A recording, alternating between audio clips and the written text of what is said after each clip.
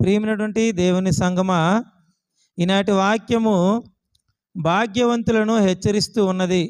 భాగ్యవంతులు ఎవరు?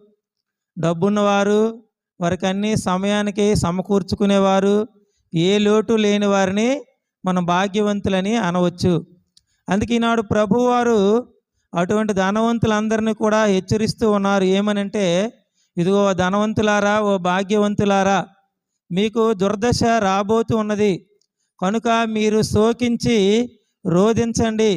ఇదిగో మీ భాగ్యములంటే మీ డబ్బు, మీకున్న సమస్తము కూడా తరిగిపోబోతున్నవి. మీ బట్టలు చెదలు పట్టుచున్నవి. మీ బంగారము, మీ వెండి తుప్పు పట్టి ఆ తుప్పే మీకు విరుద్ధముగా సాక్ష్యం చెప్పి మేము నాశనము చేయబోతున్నది. మీ శరీరాన్ని అగ్ని వలె దహించబోతున్నదని ప్రభువారు ధనవంతులను హెచ్చరిస్తూ ఉన్నారు. ప్రియమైన దేవుని బిడ్డలారా,